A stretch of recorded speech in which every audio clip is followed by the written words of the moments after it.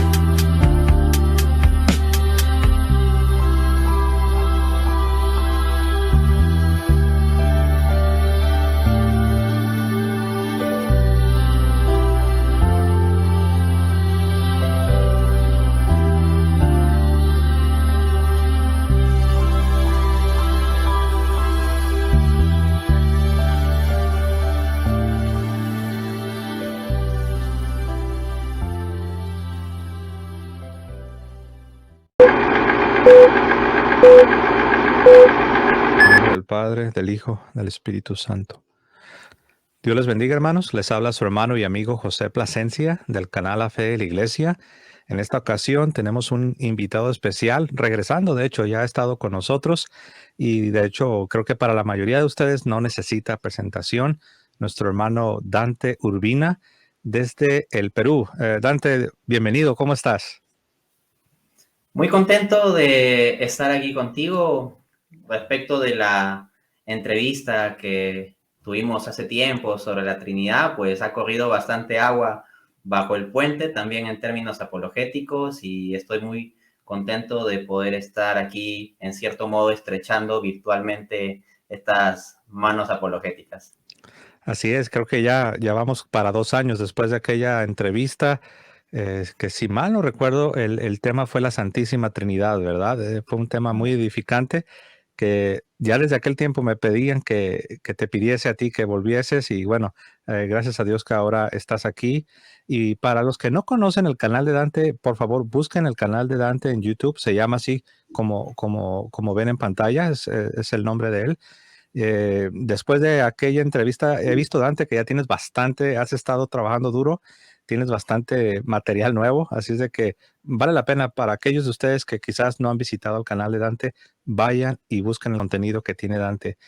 Muy bien, hermanos, pues como ya vieron quizás el título de esta transmisión, vamos a estar tratando el tema de el Jesús histórico. Algunas veces hemos escuchado que quieren hacer una separación, nos dicen los escépticos, las personas que no tienen la fe, nos dicen que uno es el Jesús de la historia y otro es el Cristo de la fe, dando a entender que nosotros creemos en un personaje que no tiene una base, un sustento en la historia, cosa totalmente falsa, pero bueno, no nos vamos a adelantar, vamos a ir desarrollando el tema, bueno, en este caso nuestro invitado, y a manera de preámbulo para que se ubiquen, entonces este es el tema a tratar. ¿Hay sustento histórico para la figura y persona de Jesús o no? Como católicos sabemos cuál es la respuesta y esperamos que aún aquellos que nos están acompañando que quizás no son cristianos puedan al menos considerar los argumentos que aquí serán presentados. Si no le han dado like, hermanos, denle like, compartan en sus redes sociales. Si eres nuevo, estás invitado a suscribirte, haz clic en la campanilla y escoge la opción de todas las notificaciones para que recibas avisos de nuestros nuevos videos. Muy bien, hermanos, pues sin más preámbulos, a manera de pregunta, vamos a comenzar con la siguiente pregunta así de manera genérica y ya que Dante se vaya introduciendo al tema, ¿no? Una pregunta podría ser la siguiente, hermanos. ¿Qué debemos responder o qué podemos responder a aquellas personas que alegan que no hay menciones contemporáneas a Jesús? Es decir, nos dicen que no hay fuentes históricas que daten del tiempo de Jesús y que den testimonio sobre nuestro Señor Jesucristo. ¿Cómo podemos responder a esto, Dante, a manera de introducción? Excelente. Bien, aquí vamos a interactuar un poco con objeciones, ¿no? Objeciones de los escépticos a la historicidad de Jesús. Pero si quieren ver un caso positivo organizado a favor de la historicidad de Jesús, desarrollé el mismo en un debate que tuve hace no mucho, ha sido hace como un mes y medio, sobre la historicidad de Jesús. Lo encuentran en mi canal de YouTube con el título Debate ¿Existió Jesús? Dante A. Urbina versus Iván Antesana. Iván Antesana ha sido director de la Sociedad Secular y Humanista del Perú y asimismo presidente de la Asociación Peruana de Ateos. En consecuencia, hay una cierta relevancia institucional, ¿no? Detrás de ese debate. Y bueno, él tiene múltiples conferencias y entrevistas en contra de la historicidad de Jesús. En el contexto de habla hispana es una de las personas que en videos de YouTube, en redes sociales, etcétera, más es conocido respecto de negar la historicidad de Jesús y en mi caso defendí la historicidad. En el discurso de apertura de los primeros 20 minutos, entonces pueden ver un caso estructurado con fuentes, desde las fuentes paganas, judías y cristianas a favor de la historicidad de Cristo. Pero ahora vamos a interactuar con algunas objeciones. Entonces se plantea esta cuestión de no hay menciones contemporáneas de la persona de Jesús. Lo primero que hay que decir al respecto es que se trata de un estándar absurdo. El que solo podamos admitir como eventos históricos aquellos de los cuales hay menciones contemporáneas, es decir, escritos de la misma época en que los eventos estaban sucediendo, suena en principio como muy razonable, muy de sentido común. Pero cuando uno va a la investigación académica de la historia, se encuentra con que te quedarías sin buena parte de historia antigua. Les pongo una referencia. Herodoto es considerado el padre de la historia, historiador griego. Y él escribió sobre eventos de 50, 100 o 150 años después de que estos eventos sucedieron. Y los primeros manuscritos que tenemos de Herodoto son de alrededor de 1400 años después de los eventos. Entonces, no es común en el contexto de la historia antigua que esté sucediendo los eventos y contemporáneamente se esté registrando en automático. Nosotros podemos estar imponiendo entonces un estándar absurdo, porque estamos acostumbrados hoy en día que, por ejemplo, hay un volcán que explosiona y a cuándo se registran las noticias. A los 2 minutos ya está saliendo en la cuenta de Twitter, por ejemplo, del Instituto Geofísico del país en cuestión donde está el volcán, algún reporte. A los 5 minutos ya están saliendo noticias en los diarios y todo eso en esta época del Internet.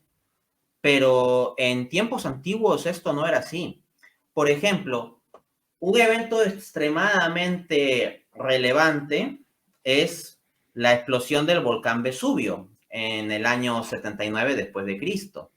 Pues bien, los reportes que tenemos de la explosión del Vesubio no es que es al día siguiente o del mismo día, sino de unos cuantos años después. Y estamos hablando de un evento, pues, impresionante a nivel de destrucción de pueblos, a nivel visual también, de carga ecológica, etcétera. Entonces, incluso eventos de ese tipo tardan un poco en registrarse, al menos en las fuentes que tenemos. Ahora, alguno podría pensar, pero ¿no sucede acaso que los romanos, lo del Imperio Romano en que estuvo Jesús, porque él estaba en un contexto judío, pero dentro del Imperio Romano, registraban todo? Y si ellos registraban todo, como ellos registraban todo, debe haber menciones contemporáneas de Jesús.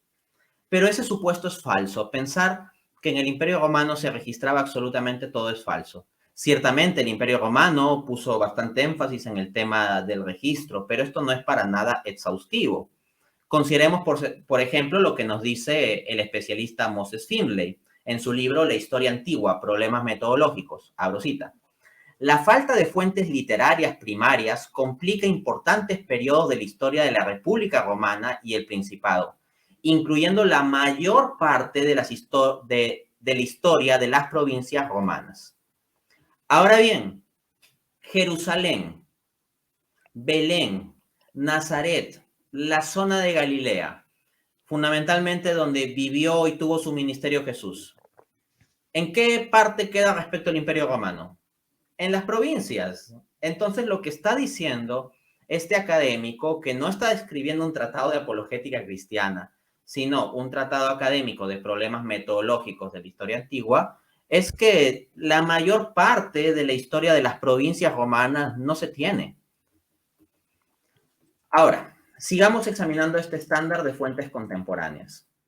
Si tuviéramos que decir que solo podemos aceptar como personajes históricos existentes aquellos que tengan fuentes contemporáneas que lo reporten, tendríamos que descartar, por ejemplo, la existencia de Judas el Galileo, que realizó una revuelta en torno al año 6 después de Cristo.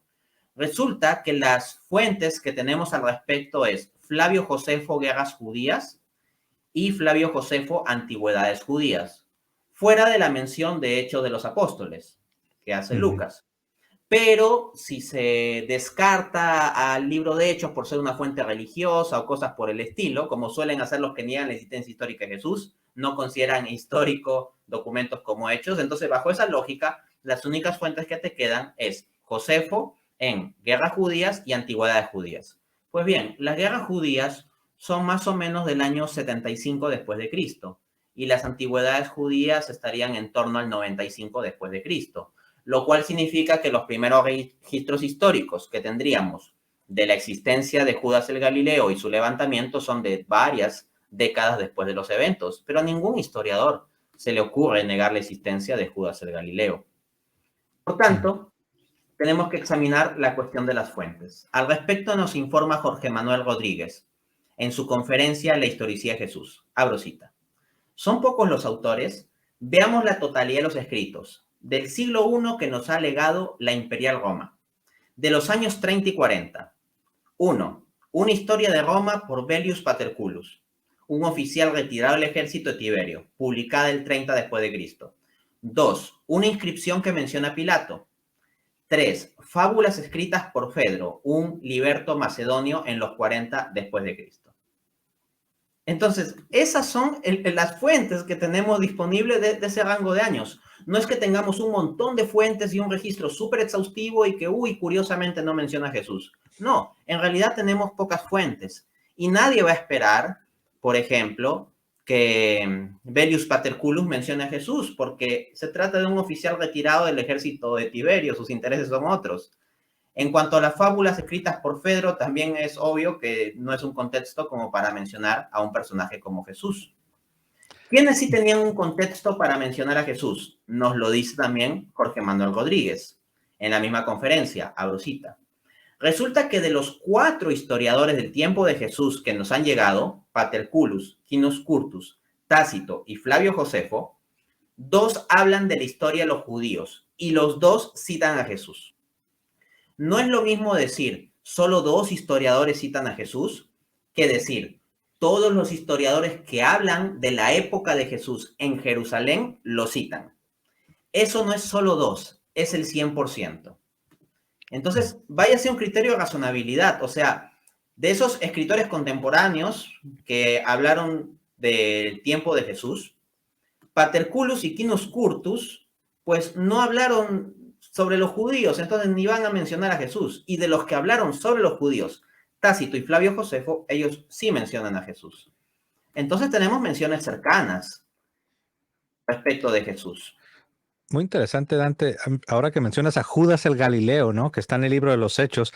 Mira qué curioso la providencia. Tengo precisamente una lámina que le voy a mostrar con esa cita, porque la usé para otro estudio y ahora la voy a mostrar para que la gente, si alguien está escuchando y escuchó que nuestro amigo Dante ha mencionado a Judas el Galileo, si te preguntas a qué pasaje se refiere a Dante pues bueno, lo tienes ahí en pantalla, ¿no? Es en Hechos 5, versos 36 y 37, y ahí lo tienen. Hace algún tiempo surgió Teudas, jactándose de ser alguien, y se le unieron unos 400 hombres, pero lo mataron y todos sus seguidores se dispersaron. Allí se acabó todo. Después de él surgió Judas el Galileo en los días del censo y logró que la gente lo siguiera. A él también lo mataron y todos sus secuaces.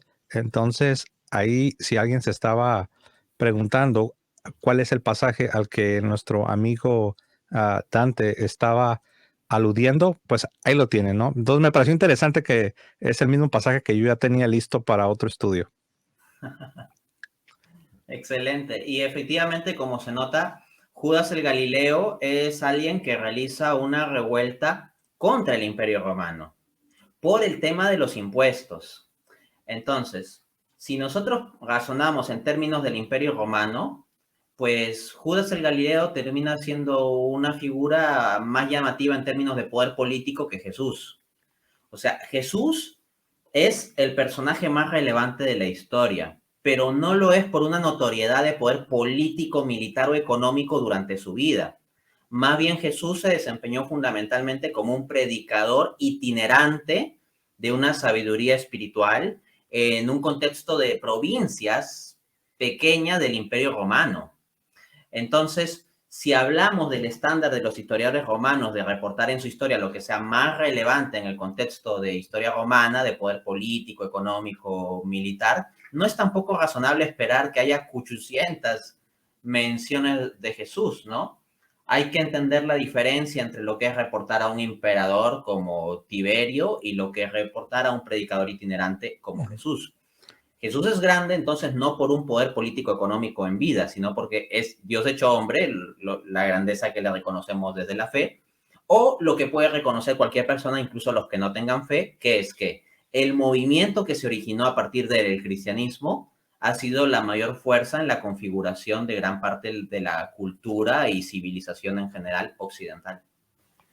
Muy interesante. Mira, a manera aquí de, para hacerla del el abogado del diablo, tengo una pregunta que te voy a lanzar, Dante, precisamente hablando de las fuentes contemporáneas, ¿no? Aquellos que objetan a la historicidad de Jesús, ellos típicamente formulan una pregunta que va como la siguiente. Por qué Filón de Alejandría, escritor judío y contemporáneo a Jesús, nunca menciona a Jesús si en verdad Jesús existió? ¿Cómo ves, Dante? Yo sé que en Bien. parte has respondido, ¿no? Con lo que acabas de plantear, pero este personaje a menudo lo traen a la mesa. Sí, sí, sí.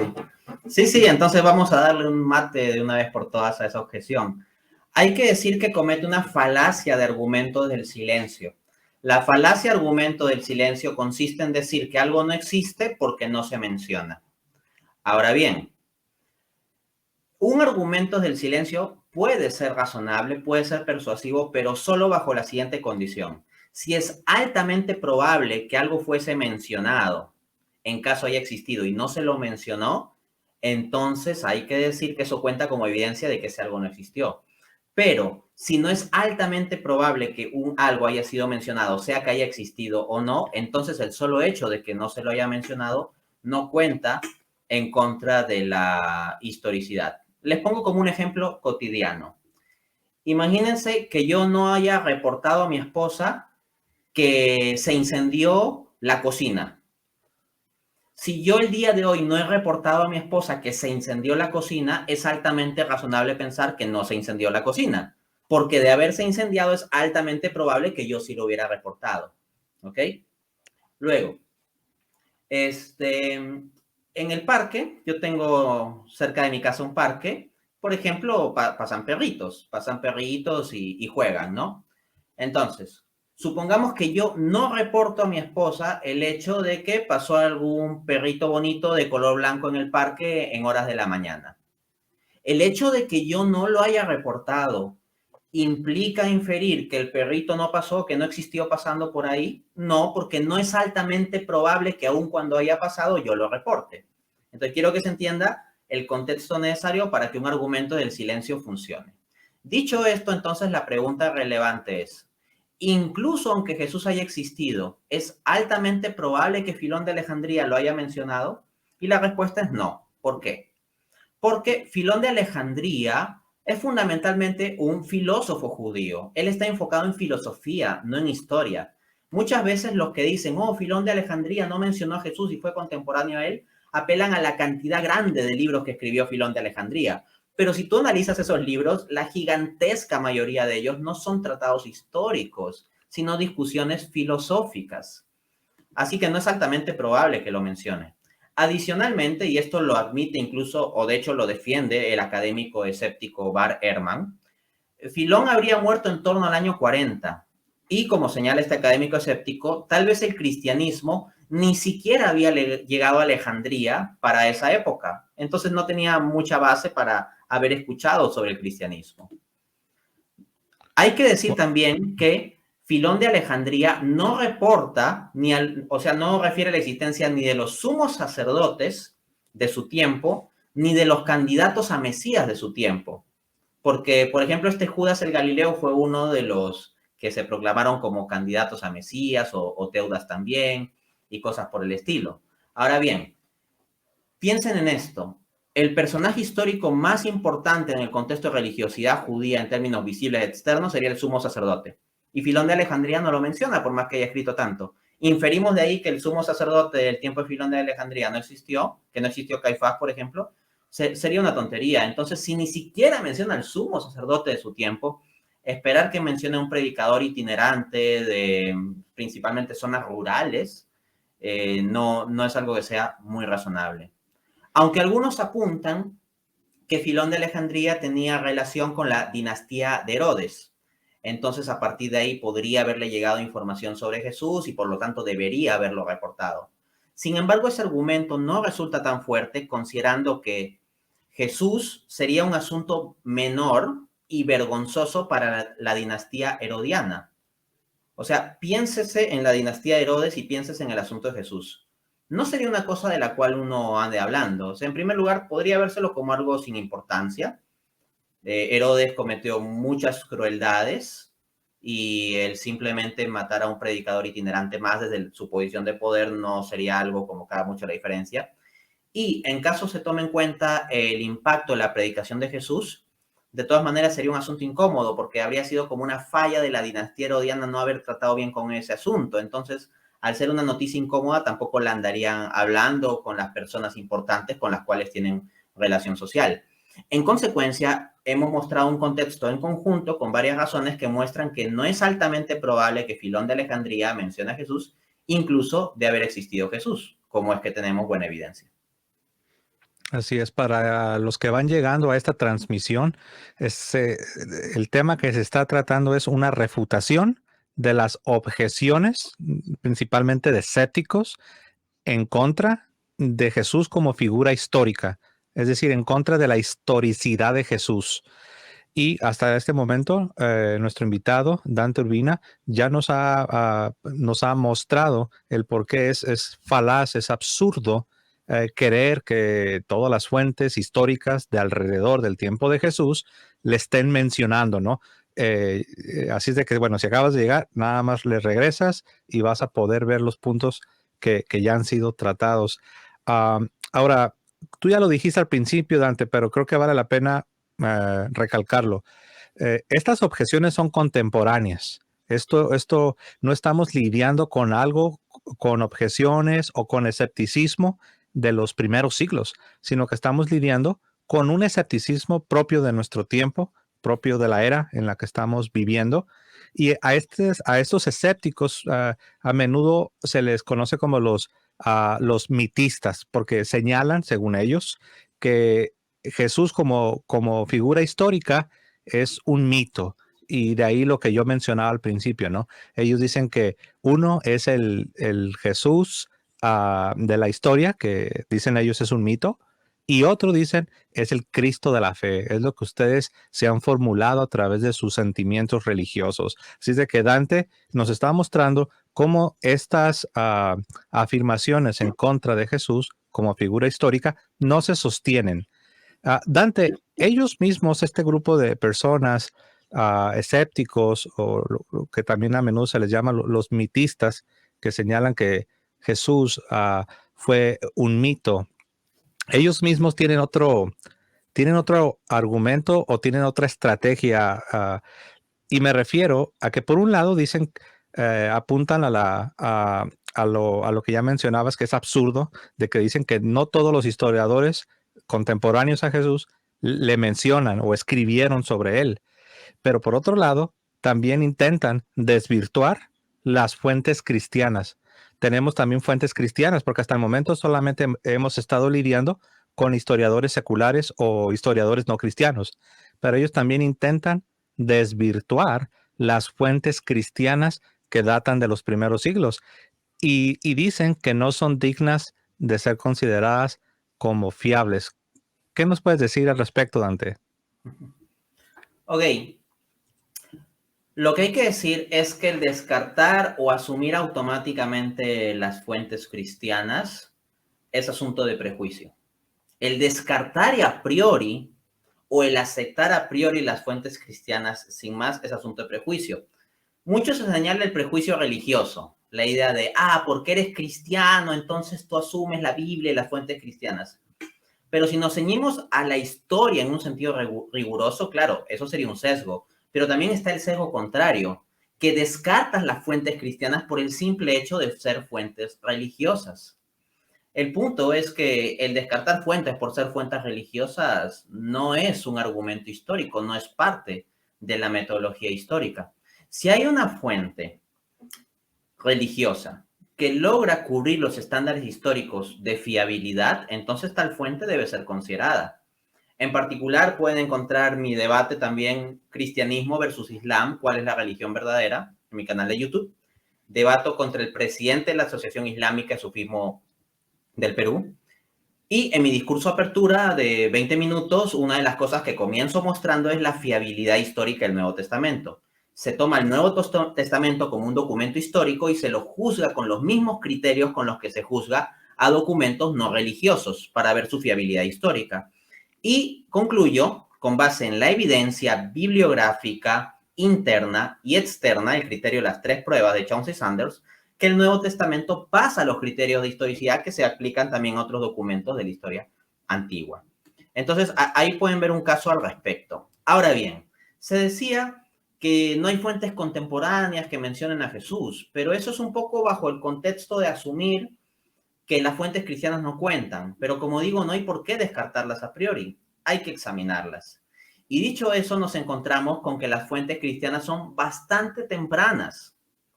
Así, por ejemplo, un enemigo de la fe cristiana, ateo y que hasta niega la existencia histórica de Jesús, Richard Carrier, reporta lo siguiente en su artículo La historicidad del apóstol Pablo, del 6 de junio de 2015. Abro cita.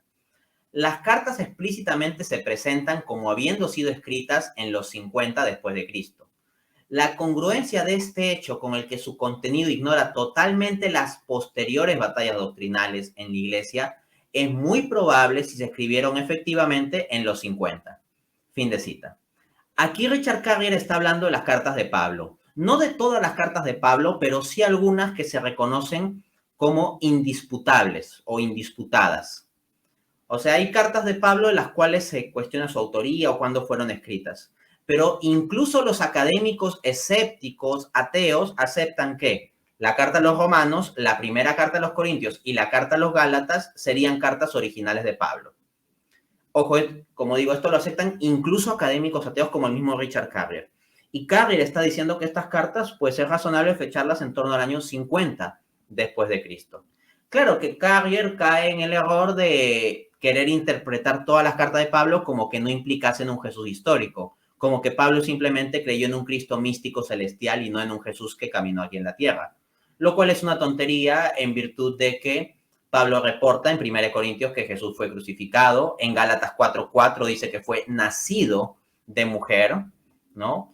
Dice asimismo que Jesús fue crucificado por las autoridades, en 1 Corintios capítulo 15 dice que fue sepultado, etcétera. O sea, tenemos un conjunto de eventos históricos de un hombre de carne y hueso, Como ¿no? si, como si San Pablo ya estuviese, aquí entre comillas, ya estuviese contaminado con el Jesús, perdón, con el Cristo de la fe, ¿no? Porque es la acusación, ¿no? Que dicen que nosotros los cristianos no tenemos perdón, no tenemos a un Jesús histórico, sino que tenemos a un Cristo de la fe, el producto de nuestra religiosidad y nuestra devoción. Entonces también parece que a San Pablo también lo quieren encajonar ah, en ese paradigma, ¿no? Efectivamente, ¿no? Lo cual, como vemos, es bastante irrazonable. Entonces, eso podemos decir de las cartas de Pablo, e incluso en las cartas de Pablo que habrían sido escritas en torno al año 50, o sea, cerca de los eventos, encontramos credos prepaulinos. Por ejemplo, en Primera de Corintios, capítulo 15, van a encontrar que Pablo dice que Jesús, pues, fue sepultado y resucitó a los 3 días, y se le apareció a Pedro y se apareció a los 12 y llegó a aparecerse incluso como a 500 personas. O sea, Pablo lo que está diciendo aquí es, mira, si no me crees a mí, Jesús se le apareció a tal cantidad de gente que tú puedes buscarlos y preguntarles. Porque piensen, decir en un documento escrito en torno al año 50, según admite el mismísimo académico ateo Richard Carrier, que hubo hasta cerca de 500 personas que vieron a Jesús resucitado, es decir, a la gente contemporánea prácticamente a los eventos, gente que vivió pues hace unos años los eventos mismos de la crucifixión y muerte de Jesús, que pueden ir a preguntarle a otros contemporáneos que les pueden dar testimonio de que efectivamente vieron a Jesús resucitado. Pues es un reporte bastante temprano. Una cosa es decir que hay gente que vio a Jesús resucitado escribiéndolo 2 siglos después, cuando tú no puedes preguntar a esa misma gente. Pero eso decirlo en el mismo año 50, en que puedes preguntar a la gente contemporánea, y repito, el año 50, esa datación, la del académico ateo Richard Carrier, pues es algo que llama la atención y muestra no solo la existencia, sino la plausibilidad de la resurrección de Jesucristo mismo. De otro lado tenemos Filipenses capítulo 2, este himno de Cristo que aún existiendo en la forma de Dios, tomó condición de esclavo y se hizo obediente al Padre hasta la muerte y muerte cruz. Ahí Pablo no está dando sus propias palabras, está recitando un credo, un himno de la iglesia cristiana ya existente. Esto significa que esto existe como creencia antes de que Pablo lo reporte en el año 50, lo cual nos lleva a un tiempo antes, puede ser año 45, 40, 35, etcétera. Entonces tenemos reportes tempranos respecto de Jesús. En cuanto a los evangelios, cabe notar lo que se dice respecto del más temprano de los evangelios, que sería el de Marcos. Hay un académico, se llama James Crossley, que ha escrito un libro entero en que argumenta una datación temprana del Evangelio de Marcos. El libro se titula La datación del Evangelio Marcos, perspectivas desde la ley en el cristianismo temprano. El libro está en inglés, The Date of Mark Gospel, Insight from the Law in Early Christianity. Dice en la página 206, abro cita. Mateo fue escrito a la luz de las ácidas disputas legales en los 50 y Marcos fue escrito antes de eso, porque Marcos no refleja las disputas de la mitad de los 40 en adelante. Los que conocen la Biblia saben de Hechos capítulo 15, el concilio de Jerusalén. Se ve que había disputas entre judíos y gentiles dentro de la misma iglesia cristiana. Entonces, este académico lo que ha hecho es analizar el contenido del Evangelio de Marcos a la luz de estas disputas y ve que Mateo refleja estas disputas de los 50, pero ve que Marcos no, sino que Marcos asume el contexto legal judío de forma más natural, no como si fuese algo en discusión en el marco contemporáneo de los años 50, lo cual lo lleva a datar al Evangelio de Marcos conforme a la evidencia interna en torno al año 40 o 45. Ahora les cito a un académico escéptico, crítico del cristianismo, Bart Ehrman, en su libro Jesus Interrupted, Jesús Interrumpido, dice en la página 145, Juan parece ser el evangelio más desarrollado teológicamente, por lo que probablemente fue escrito aún después, cerca al final del primer siglo, entre el 90 y el 95. Entonces, incluso un académico escéptico te está diciendo que el evangelio de Juan, que sería el más tardío, estaría dentro del siglo I. lo cual te lleva a que los 4 evangelios estarían en el marco del siglo I. Y conforme a lo que he explicado en la respuesta a la primera pregunta, se trata de fuentes bastante cercanas a los eventos conforme a los estándares de historia antigua. No juzguen esto con los estándares de hoy en día, que sucede una noticia y a los 2 minutos está en Twitter y a los 5 minutos ya están publicando en algún periódico virtual. No, juzguen esto con los estándares de historia antigua y se van a dar cuenta que el Nuevo Testamento es muy fiable. Finalmente, quiero comentar un asunto sobre el tema de los manuscritos. Tenemos diversos papiros disponibles de documentos del Nuevo Testamento. Probablemente el más temprano es el papiro P52, que corresponde a un fragmento del capítulo 18 del Evangelio según San Juan. Hay debate sobre la datación de este papiro, pero en general los académicos confluyen en una datación temprana en torno al año 125. Así, Edward Andrews, traductor en jefe de la American Standard Version actualizada, escribe en su libro: ¿es el P52 realmente el manuscrito más temprano del Nuevo Testamento griego? Abro cita. En el análisis final, el P52 pertenece al inicio del siglo II, solo a 25 años del original. Schmidt ha cuestionado la datación temprana del P52. Él lo ha puesto cerca del final del siglo II, en torno al 200. Esta nueva datación ha persuadido a algunos académicos, pero la mayoría aún mantienen la datación más temprana. Fin de cita. Vamos a dimensionar las cosas. Recuerden, Heródoto, el padre de la historia, escribe, y los manuscritos más tempranos que tenemos de Heródoto es de 1400 años después y le llaman el padre de la historia. Y nadie hace un escándalo por eso, porque como no habla de cosas religiosas, ahí sí nadie lo ataca, ¿no? Pero acá tienes el Evangelio de Juan y el manuscrito más temprano, en términos de papiros, es de solo 25 años después. Eso es extraordinariamente temprano en términos de historia antigua. Por ejemplo, en el caso del historiador romano Tácito, los manuscritos más tempranos que tenemos son cerca de 1000 años después de haberse escrito los documentos originales. Entonces, el Nuevo Testamento está en unas muy buenas circunstancias en términos de estándares históricos. Wow, es muy interesante, sobre todo cuando haces este último comparativo entre algunos otros documentos históricos que por decirlo así, su base textual no tiene la misma solidez que sí tiene las fuentes neotestamentarias, ¿no? Las fuentes del Nuevo Testamento que testifican sobre Jesús como una persona histórica, como ya lo señalaste, ¿no? Primero a los Corintios 15, claramente ahí San Pablo dice: si no me creen a mí, y estoy parafraseando, pues ahí están los testigos. Apareció a más de 500, entre los cuales muchos están vivos. Así es, pero muy interesante que lo que dijiste, que como estas otras fuentes no son religiosas, las dejan tranquilas, las dejan en paz, y sí le dan con todo, o le quieren dar con todo, pues en este caso a la fe cristiana, ¿no? Muy, muy interesante.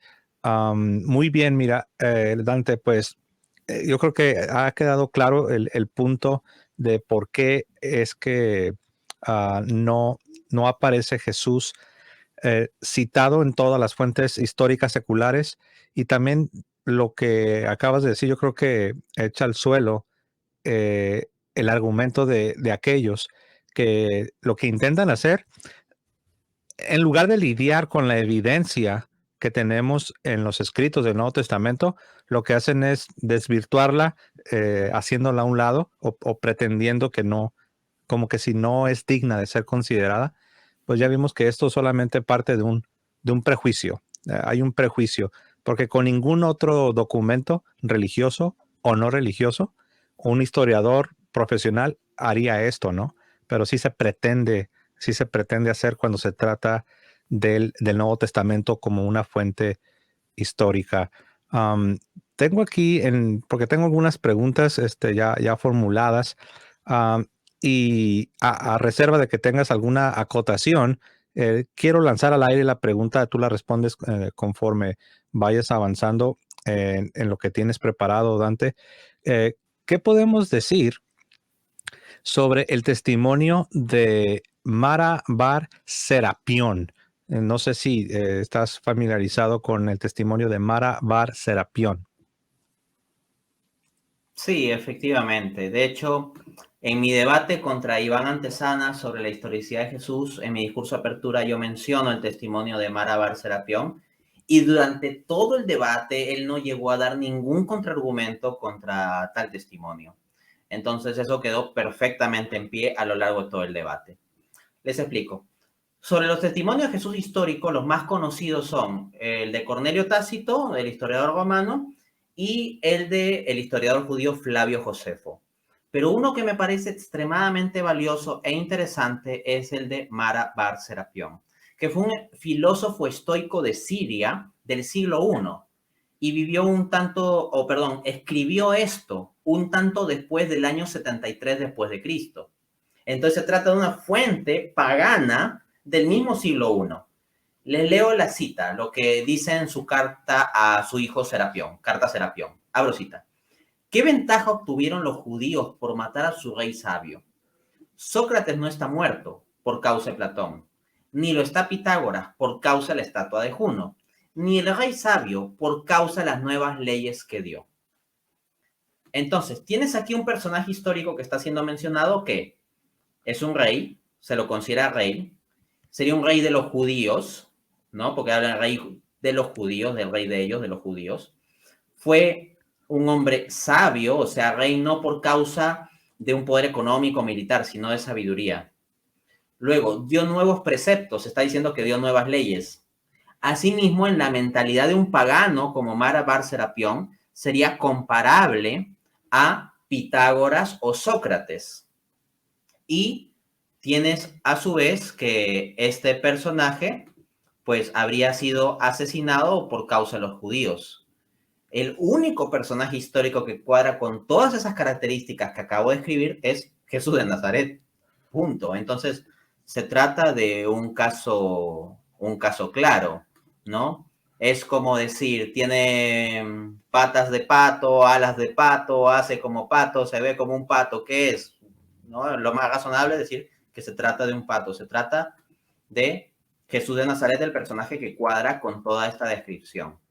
Ahora bien, hay algunos que discuten la datación de la carta de Mara Bar Serapión y quieren ponerla en el siglo II o incluso en el siglo III.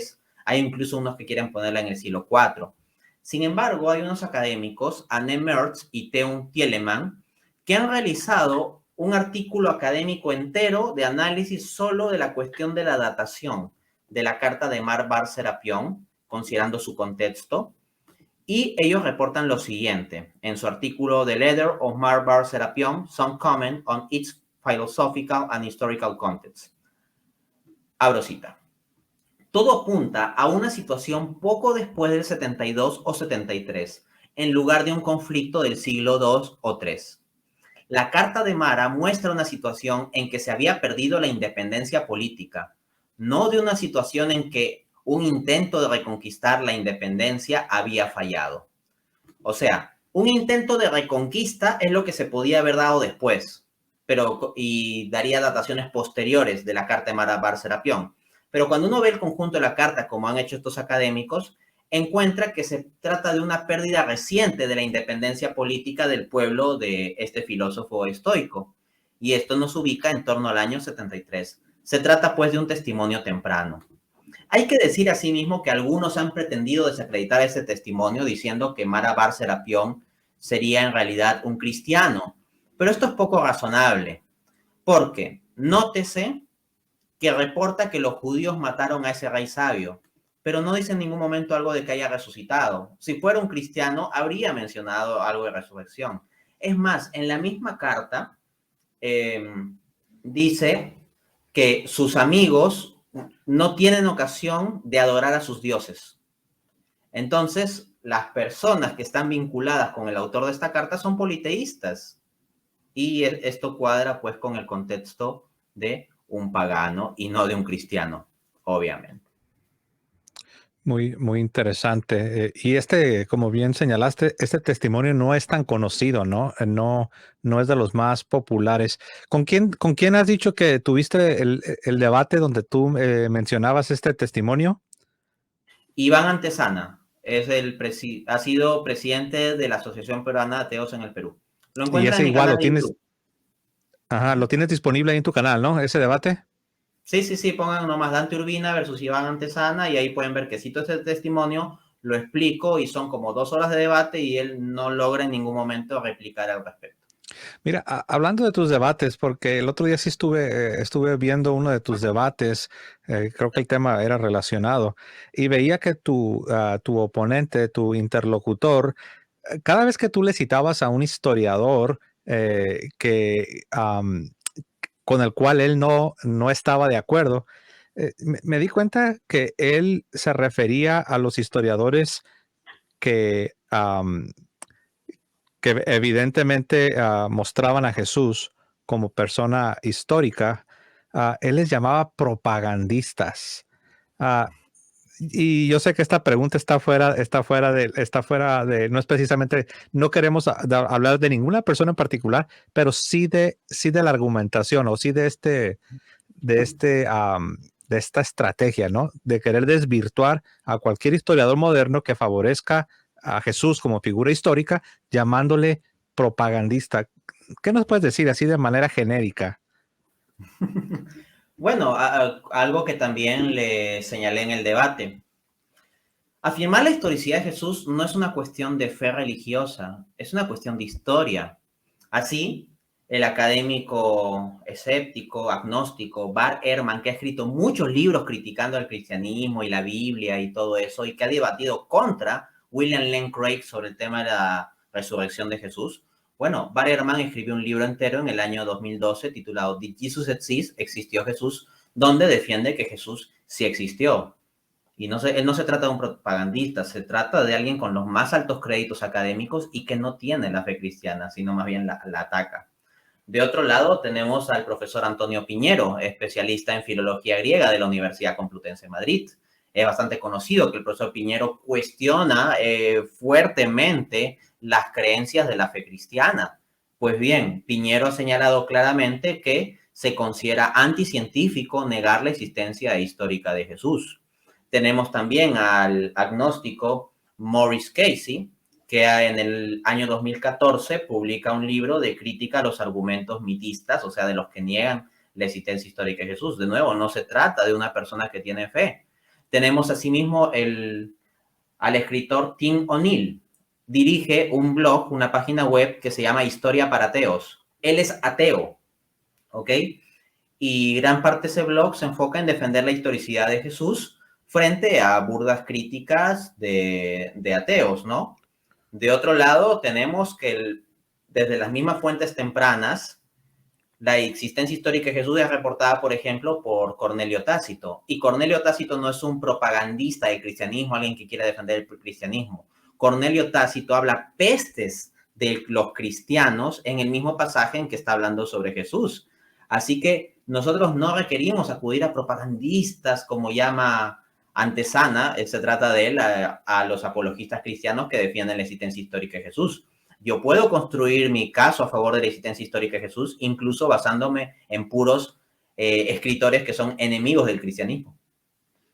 Muy interesante. De hecho, me vino a la mente Dante, así lo digo, yo sé que no podemos profundizar, pero en el Talmud no es un documento cristiano. Como sabemos, el Talmud es un documento judío. Y ahí, a pesar de que no se habla de manera favorable de Jesús, pero a mí lo que me parece interesante es que lejos de desvirtuar que Jesús haya existido, no, se acepta. Se parte de la premisa que Jesús era un personaje histórico, simple y sencillamente se le trata de desvirtuar como Mesías, ¿no? Se le descalifica como candidato al Mesías, ¿no? Por así decirlo. Pero a mí me llama la atención que aún en este documento, que es un documento no cristiano, es un documento judío, donde, repito, el lenguaje es un tanto hostil hacia Jesús, pero no se le desvirtúa, no se niega su existencia, no se niega su historicidad, simple y sencillamente se le descalifica como Mesías, ¿no? Así que ese testimonio también me parece interesante. Dante, hablando de testimonios antiguos que luego quieren ser desvirtuados por personas escépticas, viene a la mente el testimonio flaviano, Flavio Josefo. algunos quieren cuestionar las afirmaciones que él hace en sus escritos. ¿Qué nos puedes decir, Dante, sobre esos cuestionamientos al testimonio flaviano? Flavio Josefo, historiador judío del siglo I, tiene dos menciones sobre Jesús. Hay una mención que es no cuestionada, o sea que prácticamente está bien establecida por consenso y no se niega su autenticidad en general. Se trata de el escrito Antigüedades Judías, libro 20, capítulo 9, numeral 1, donde dice de pasada: Santiago, hermano de Jesús, al que llamaban el Cristo. Acá tienes un personaje histórico que tiene al menos tres características. O sea, es hermano o pariente de un Santiago.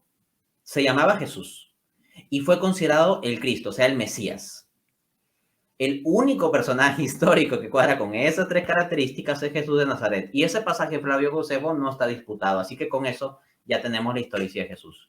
No obstante, hay otro pasaje de Antigüedades Judías, libro 18, capítulo 3, numeral 3, que es cuestionado y dice lo siguiente: Por esa época vivió Jesús, un hombre sabio, si se le puede llamar hombre. Fue hacedor de obras maravillosas y maestro de los hombres que reciben con gozo la verdad, y atrajo no solamente a muchos judíos, sino también a muchos griegos. Él era el Mesías. Y aunque Pilato, instigado por los hombres principales de nuestro pueblo, lo condenó a morir en cruz, sus anteriores adeptos no dejaron de amarlo. Al tercer día se les apareció vivo, como lo habían anunciado los profetas de Dios. Y hasta el día de hoy existe la tribu de los cristianos, que se denomina así en referencia a él. Fin de cita. Este pasaje es altamente dudoso que lo haya escrito en su totalidad Flavio Josefo. Como yo explico en el debate, existen tres posturas en el mundo académico sobre el pasaje que acabo de leer. La primera es interpolación total, decir que el 100% del pasaje fue inventado por escribas cristianos posteriores. La segunda postura es la de autenticidad total, decir que el 100% del pasaje, tal cual lo he leído, fue escrito de mano de Flavio Josefo. Y la tercera postura, que es mantenida por la gran mayoría de académicos, es la de interpolación parcial, es decir, que el pasaje sí es auténtico de Flavio Josefo, pero que hay algunas cosas que algún escriba cristiano posterior habrá modificado. ¿Cuáles serían estas? Recordemos que Flavio Josefo es un judío que no se convirtió al cristianismo, ¿ok? Es un judío no cristiano. Un judío no cristiano jamás diría él era el Mesías. Tampoco diría al tercer día se les apareció vivo, como lo habían anunciado los profetas de Dios. Entonces, esas frases sí definitivamente son dudosas. Ahora bien, cuando uno ve las diferentes versiones del testimonio flaviano que se han dado a lo largo de la historia, porque tenemos diferentes manuscritos del testimonio flaviano y también tenemos historiadores de los primeros siglos que han hecho referencia o citas del testimonio flaviano y hay diferencias. Y cuando tú cruzas todas las diferencias y quitas lo que es diferente, pero te quedas con lo que es parecido en todos, te quedas con un núcleo en el cual sigue mencionándose a Jesús como figura histórica. ¿Ok? Ahora, hay algunas objeciones que se han hecho al testimonio flaviano.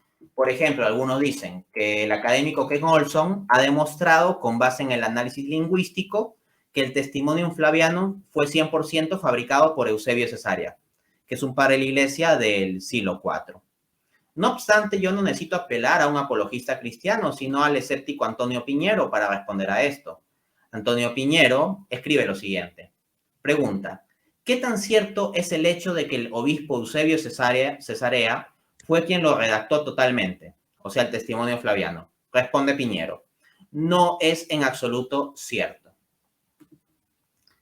Entonces, Ken Olson trata de apelar a paralelos lingüísticos viendo las palabras del testimonio flaviano y viendo que en Eusebio Cesarea se pueden encontrar de entre sus escritos palabras parecidas, entonces, o correspondientes. Entonces dice, ajá, ¿cómo este pasaje cuadra con el lenguaje de Eusebio Cesarea? Entonces Eusebio Cesarea es quien lo fabricó. No obstante, hay que responder como hace Christopher Price en su refutación a Ken Olson, que, abro cita, los términos únicos de Josefo son reciben con gozo y hombres principales.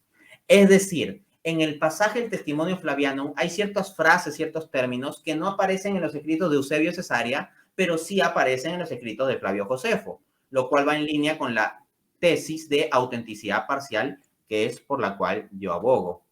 De otro lado, tenemos que Flavio Josefo escribe en Antigüedades Judías, libro 9, capítulo 8, numeral 6. Él, en referencia al profeta Elías, también realizó obras maravillosas y sorprendentes. Entonces, eso de decir obras maravillosas y sorprendentes que hace referencia a Jesús en el testimonio flaviano, es una forma de lenguaje que ya había utilizado también Flavio Josefo en la misma obra. Así que no es cierto que todo se corresponda automáticamente con Eusebio Cesaria y no con Flavio Josefo. Finalmente, el académico Richard Franz apunta, abro cita, Josefo usa la palabra tribu tanto para la raza judía como para otros grupos nacionales o comunales. O sea, nótese que al final del pasaje a los cristianos se le llama tribu, la tribu de los cristianos. Pregunta, ¿algún padre de la iglesia se le habría ocurrido de fabricar un testimonio, llamar tribu a los cristianos? No, se hubiera utilizado cualquier otro término, pero no el término tribu. En cambio, se ha encontrado que Flavio Josefo sí utiliza el término tribu para referirse a diversos grupos. Entonces, el propio análisis lingüístico muestra que al menos parte del pasaje es auténtica de Flavio Josefo. Otra objeción que se realiza contra el testimonio flaviano es decir que el texto de Flavio Josefo se puede leer de corrido, incluso si quitas el testimonio, de tal modo que el testimonio parece como un agregado extraño. A esto hay que responder que no es un argumento fuerte porque en los historiadores antiguos era común hacer digresiones, o sea, venir explicando algo y de repente decir otra cosa y volver al tema central, así como hacemos nosotros cuando hablamos. Y en la misma obra Antigüedades Judías ya se hallan otras digresiones, así que esto no es raro en el estilo de Josefo. Al mismo tiempo, si uno revisa el texto, Flavio Josefo en ese pasaje disputado está hablando de una lista de calamidades del pueblo judío. Ahora bien, si un escriba cristiano hubiera querido insertar el 100% del pasaje sobre Jesús, incluido la existencia de Jesús, ¿se le habría ocurrido insertarlo en una parte donde se está hablando de calamidades, de cosas malas? Eso como que no tiene sentido. El propio Flavio Josefo en Antigüedades Judías, libro 18, capítulo 3, numeral 4, dice, por la misma época los judíos sufrieron otra tribulación u otra calamidad. Eso que acabo de citar lo dice justo después del testimonio flaviano, o sea, de la cita sobre Jesús. Entonces, ponerlo en un contexto de calamidad no es lo que haría un escriba cristiano que lo inserte. La última objeción que quiero referir al testimonio flaviano es que algunos apelan a que la mención a Jesús no aparece en una tabla de resumen del siglo V de las obras de antigüedades judías. Entonces dicen, oye, pero si no aparece en esa tabla de resumen, entonces es que la mención original no estaba, porque un cristiano claramente habría puesto ese hecho tan resaltante en una tabla de resumen. A esto se responde con lo que nos explica Henry St. John Thackeray, que es uno de los mayores expertos del planeta en los escritos de Flavio Josefo. En su libro Josephus, publicado por Harvard University Press en 1961, volumen 4, página 637, dice este investigador. Esto fue presumiblemente escrito por un judío, nuestro patriarca Abraham, dice, y la fraseología ocasionalmente sugiere que fue uno de los asistentes del autor.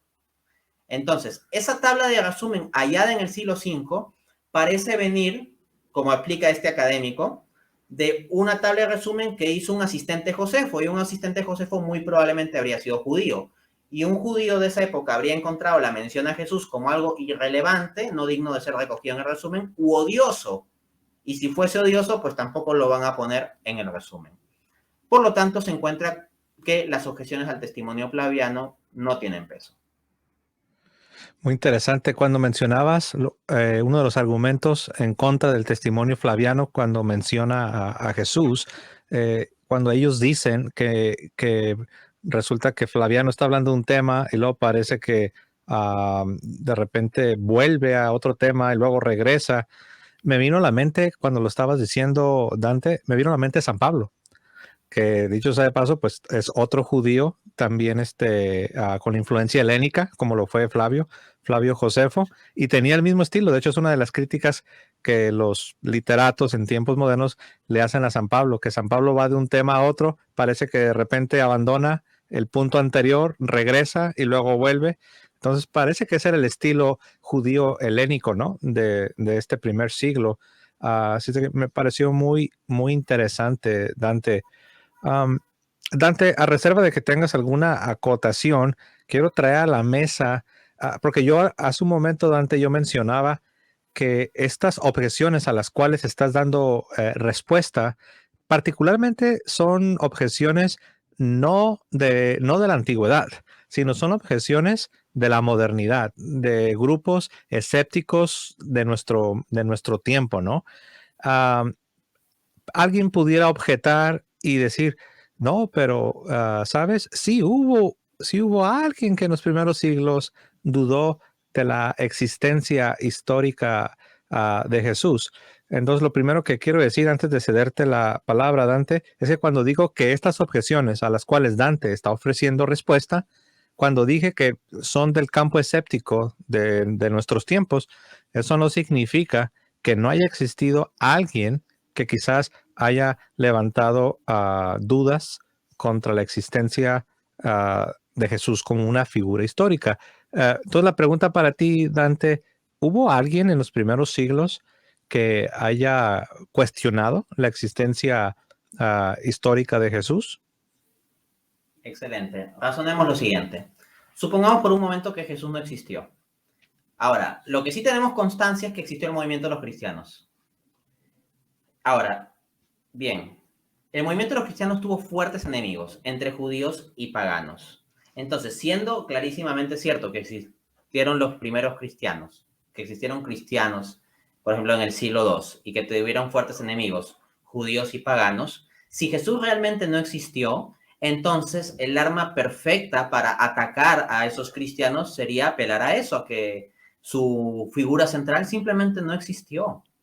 Sin embargo, fuerte testimonio a favor de la existencia histórica de Jesús es que ninguno de los enemigos iniciales del cristianismo negó la existencia histórica de Jesús. De hecho, hay un filósofo pagano del siglo II llamado Celso que escribió un libro titulado Discurso Verídico y llega al extremo de decir algo tan aberrante como que Jesús fue el hijo bastardo de una judía y un soldado romano llamado Pantera. O sea, hasta esa porquería se atrevió a decir sobre Jesús, pero nunca se le ocurrió decir que Jesús no haya existido. Entonces, nótese que se utiliza hasta ese tipo de ataques, pero jamás decir que Jesús no existió. Ahora bien, algunos cristonegacionistas quieren apelar a unas palabras del siglo II del judío Trifón, que debatió contra San Justino Mártir, y que se reportan en su libro Diálogo contra Trifón, capítulo 8, donde este judío Trifón dice: en cuanto al Cristo, si es que ha nacido y está en alguna parte, es desconocido, hasta que venga Elías a ungirle y le manifieste a todo el mundo. Ustedes, en cambio, dando oído a vanas historias, fabrican un Cristo para sí mismos, y por causa suya están ahora sufriendo sin fin. Fin de cita. Entonces dicen, oye, pero acá tenemos a Trifón diciendo que el Cristo no existió. A ver, eso muestra una gran ignorancia sobre la terminología. En la mentalidad de un judío no cristiano, no es lo mismo hablar de Jesús que hablar del Cristo. El Cristo es el Mesías en la mentalidad de un judío. Y Jesús será aquel en el que creen los cristianos, pero que no es el Mesías, según la mentalidad de un judío.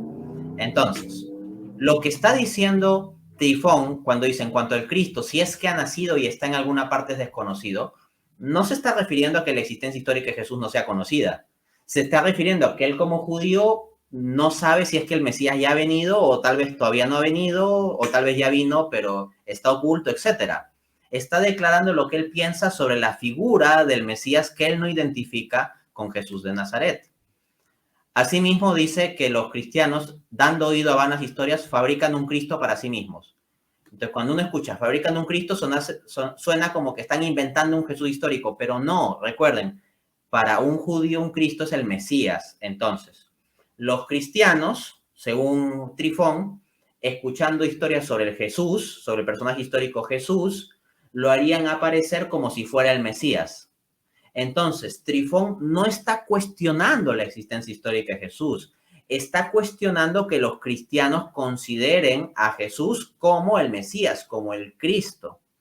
Y si quieren una demostración contundente de que Trifón no ponía en cuestión la existencia de Jesús de Nazaret, les cito las palabras de Trifón registradas por San Justino Mártir en su diálogo contra Trifón, capítulo 10, donde dice que los cristianos, abro cita, ponen sus esperanzas en un hombre crucificado. O sea, Trifón utiliza el hecho histórico de que Jesús fue crucificado como motivo de burla contra los cristianos.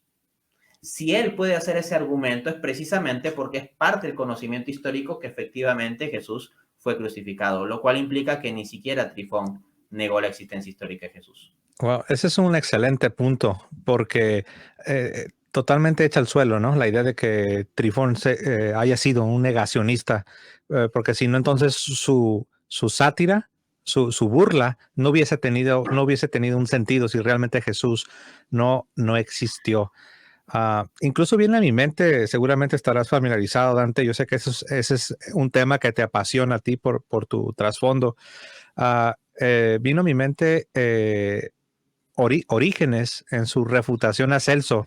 Celso, como sabemos, fue un tremendo enemigo de la fe, un hombre agresivo hacia la fe cristiana, fue un filósofo, eso sí, un hombre muy preparado por lo que se sabe de él. Pero es interesante que ni el mismo Celso, con toda su agresividad, y aquí para los que no saben, estamos hablando de finales del siglo segundo, principios del tercero, pero ni Celso intentó decir que Jesús no haya existido. Al contrario, él utilizó otros métodos. Él dice, no, este Jesús, los milagros que hizo, los hizo porque él utilizaba las artes ocultas, la magia. Entonces, él intentó hacer de Jesús a alguien que se dedicaba a la magia. Y para hablar de su sabiduría, lo cual da a entender que sí reconocía una sabiduría, este Celso decía que Jesús había robado ideas de los griegos, particularmente de Platón. Entonces, a mí me llama la atención, perdón, como el mismo Celso, enemigo de la fe cristiana, ni siquiera él se atrevió a negar la existencia histórica de Jesús, sino más bien intenta desvirtuar tanto la sabiduría como los milagros del mismo Cristo. Y ¿Cómo es ves, Dante? interesante notar que reporta el hecho sobrenatural, le da la explicación de brujería, pero no niega la historicidad de que hayan esos hechos maravillosos en torno a Jesús, ¿no? Eso también está muy interesante, claro. Y efectivamente en el libro Contra Celso se deja ver esto, ¿sí? Así es muy, muy, muy interesante. Déjame ver, no quiero que se me escapen las preguntas que aquí teníamos porque no sé, mira, ya pasaron 2 años para que pudieses regresar antes. Yo no sé cuándo vas a volver. Más pronto, seguramente, más pronto. Más pronto, Estoy ¿verdad? seguro. Sí, No, ya de se hecho, aceptarán las cosas. vamos a hacer reservación para que no te llenes en tu agenda. Ok, pues mira, básicamente hemos cubierto, a reserva de que tú tengas por ahí algo más que no quieras dejar de mencionar, o quizás algo práctico que puedas darnos a nosotros, a la audiencia, cuando escuchemos este tipo de argumentación de que Jesús no existió, no es una figura histórica, lo que ustedes creen es en el Cristo de la fe, es tu religiosidad, es tu devoción.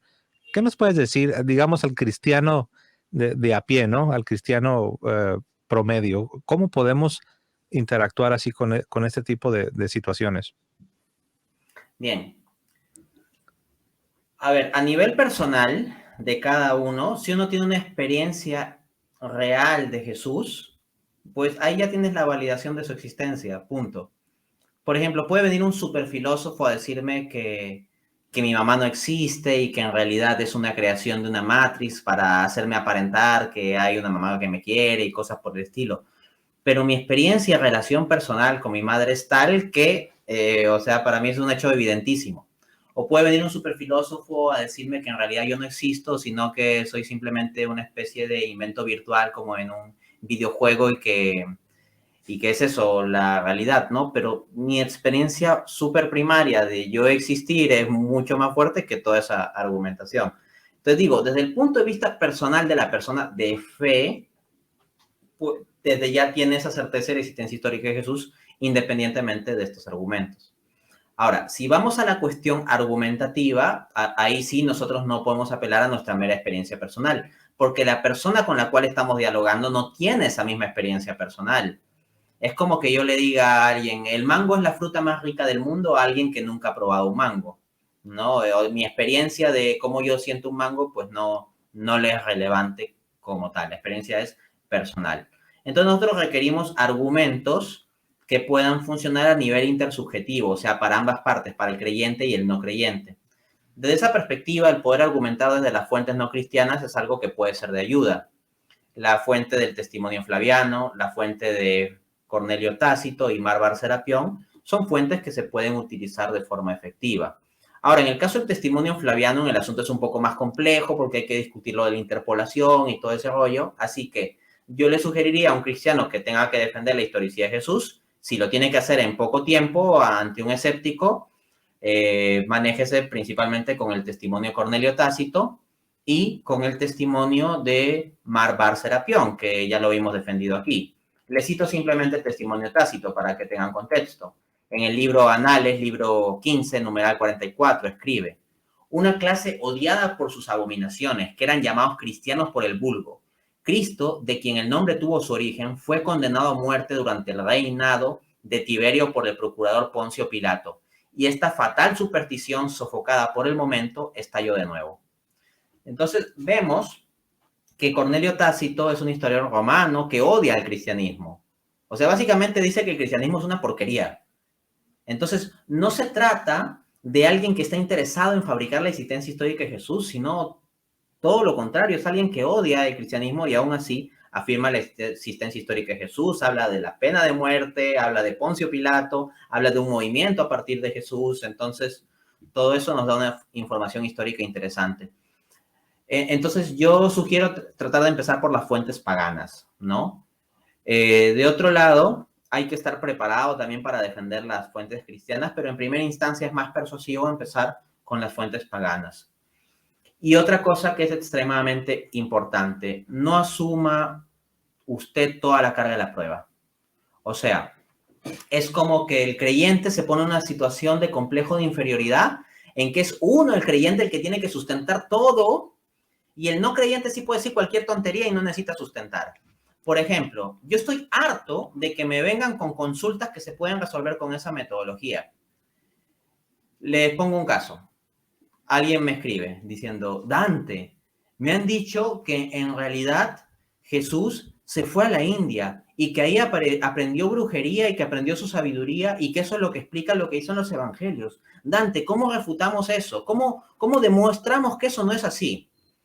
Entonces, yo me pregunto, ¿por qué rayos la persona tiene que venir desesperada a mí a que yo demuestre que eso no es así? Me presiona desesperadamente a mí que yo demuestre que eso no es así. Y no se le ocurre jamás presionar a la persona que afirmó esa tontería que lo demuestre. O sea, no soy yo el que tiene que demostrar que eso es falso, es la persona a la cual le hayan escuchado afirmar ese tipo de tontería a quien tienen que presionar.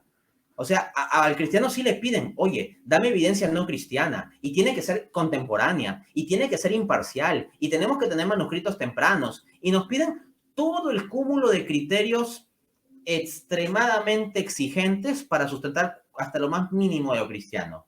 Pero para dar sus afirmaciones como que Jesús fue un extraterrestre, que fue un hippie, que se fue a la India, ellos sí pueden afirmarlo libremente sin que nosotros le exijamos evidencia de sus afirmaciones. Eso, pues, no lo debemos permitir. Por ejemplo, si te dicen: el testimonio flaviano fue 100% inventado por el obispo Eusebio Cesaria en el siglo IV. Tú, en lugar de decir: oh, ¿cómo demuestro que esto no ha sido así? Voy a escribirle a alguien que me demuestre que esto no ha sido así. No, a la persona que acaba de afirmar eso, presiónalo, tortúralo porque te dé el sustento y las fuentes. Es decir, dame cuál es el argumento y la documentación que te lleva a afirmar eso. Miren, con que los cristianos tomemos la actitud de poner la carga de la prueba en los escépticos cuando hacen esas afirmaciones de ese tipo, ahí van a ver que nos vamos a resolver una enorme cantidad de problemas. Por ejemplo, otros dicen: el apóstol Pablo simplemente creyó en un Jesús celestial, pero no creyó en un Jesús histórico. Y si uno se queda simplemente con esa frase, wow, dice: oh, sí, Pablo solo creyó en un Jesús celestial. Oye, no, replícale a la persona que te está diciendo esto: ¿cómo me pruebas que Pablo no creyó en un Jesús histórico? ¿no? Ujú. Entonces, esa mera metodología de poner la carga de la prueba en el otro, como digo, resuelve una cantidad de problemas absolutamente gigantes. Porque la gran mayoría de personas que cuestionan la historicidad de Cristo no es porque hayan hecho una investigación profunda. Algunos pocos habrán que habrán hecho su investigación, que de todas maneras estará distorsionada, como se puede ver con mucha claridad en el debate que tuve. Cómo está distorsionada las visiones mitistas sobre los documentos históricos. Pero la mayor parte de la gente simplemente repite lo que leyeron o escucharon por ahí en Internet. Si tú les exiges en pedirles fuentes, vas a hackear a la mayoría de argumentos y a la mayoría de personas. Muy interesante, ¿no? Dicho de otra manera, cuando alguien te venga con estas acusaciones, ah, nosotros tenemos que retar la premisa, ¿no? En otras palabras, no asumas que la premisa de esta acusación que te están lanzando es verdadera, sino somete la premisa, es decir, el fundamento, la base, sométela a la luz de la prueba. Y ahí es donde entra lo que nos está pues diciendo Dante, ¿no? No se sostienen estas premisas con las cuales ellos están lanzando, ¿no? Lanzando estas acusaciones. Sí, y eso sirve en general en el trabajo apologético. Por ejemplo, yo en mis diálogos personales con compañeros protestantes, esa técnica de ¿y dónde está eso en la Biblia? Que tanto usan contra los católicos. Cualquier afirmación de los católicos, ¿y dónde está eso en la Biblia? ¿Y dónde está eso en la Biblia? Yo los fastidio con eso. Entonces, cuando tengo un diálogo ahí con algún protestante que sea compañero mío en un almuerzo, etcétera, y me viene a decir algo, yo le digo, ¿y dónde está eso en la Biblia? Y ese estándar le aplicas y muchas veces, si sabes aplicar bien ese estándar, vas a meter en aprietos al protestante. Y debería estar en más aprietos porque el protestante es sola escritura. Entonces, en principio, cualquier cosa de estas instancias doctrinales debería decir dónde está en la Biblia. Para empezar, la sola escritura se puede preguntar, ¿y dónde está eso en la Biblia? ¿No? Porque el protestante te dice, ¿y dónde está eso en la Biblia? Uno puede replicar, ¿y dónde en la Biblia dice que todo tiene que estar en la Biblia? Y no hay ningún pasaje que lo diga, ¿no? O sea, ¿en qué parte de la Biblia dice explícitamente que todo tiene que estar explícitamente en la Biblia y si no está explícitamente en la Biblia está prohibido? Si no pueden mostrar ese versículo, entonces todo su sistema se cae. Ese es Bíblicamente.